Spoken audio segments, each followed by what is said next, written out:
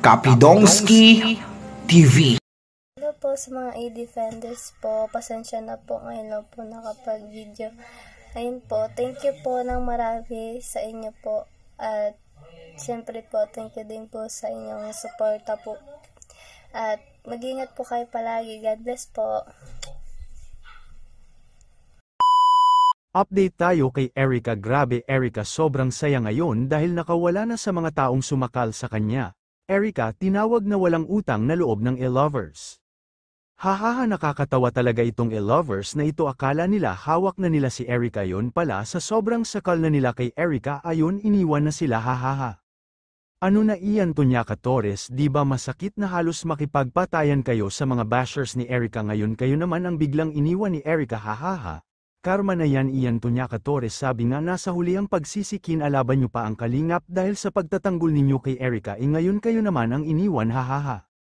Akala ko ba hawak nyo ang buhay ni Erica kaya mas pinili kayo ni Erica kisa kalingap, hahaha. Ngayon saan na si Erica nyo? Ito nga sa pasabog ni Ian Tonyaka Torres sa kanilang group na may caption na, "To all members here, thanks for the 1 year being with us here. We are not longer to depend to Erica from now on.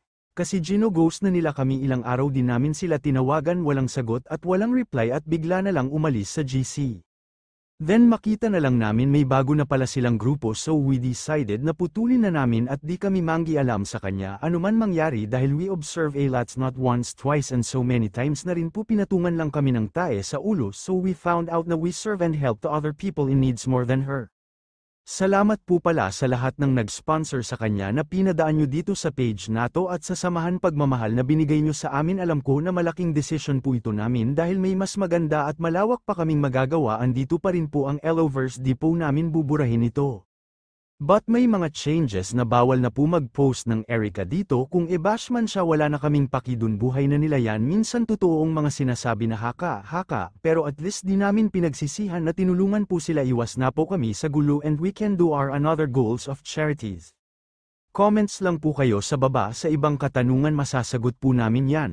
Sad to say we're end here, ayaw namin na pagmukhain kayong tanga at magagamit pa nila. Happy na din po kami na natulungan na namin sila, kinuhaan na din po namin sila ng passport dahil may plan kami na travel international with the admin sa birthday niya.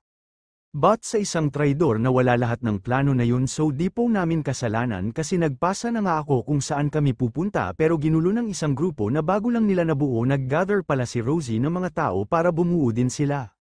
Masakit man sa side namin ang nangyari pero pasalamat na din kami na nalaman namin yun and we decide to out sa sitwasyon, kasi ano pa ba dahilan na andito tayo kung iba pala nasa puso na nila. Di po kami nagsisi na tinulungan sila at di po namin isusumbat yun, pero pag umpisahan kami ng di magandang usapan, normal sagutin natin yan. Huwag po kayo alala, andito pa rin po kami, we update soon sa mga nagawa namin dito sa page and we are not allowed here Erica anymore. As I said, di kami mahilig magkwenta, but kung makarinig kami ng di maganda, maging dragon kami. Sa lahat po nag-effort, nagmahal ng e-lovers, thank you ng marami po sa inyo. Stay tuned for more updates sa page nato. Once again, we are not allowed Erica here anymore. Toxic na po kasi dami nilang dinamay sa panahon nag-umpisa tayo. I know it's too hard at tayo lang ang nakipaglaban sa kanya dahil panahon na yun napakahirap talaga, and now gumanda na buhay niya, nag-iba na di namin yan ini-expect. So sa lahat ng fans niya, pid pa rin kayo dito, di po namin to buburahin. We use this for our e-lovers charity group soon. Thank you at I love you at everyone. Hahaha, di ba masakit Ian Tonyaka Torres, may tae palang nilagay sa ulo, hahaha. Ang dami nyong kinalaban na tao para lang may pagtanggol si Erica, pero ngayon may pag-ghost ka pang nalalaman. Sabihin mo kasi nasakal na sa inyo ang tao kaya ayun ninayasan na kayo, hahaha. Kayo mga idol, anong masasabi ninyo? Comment down below at ating pag-usapan. God bless mga idol.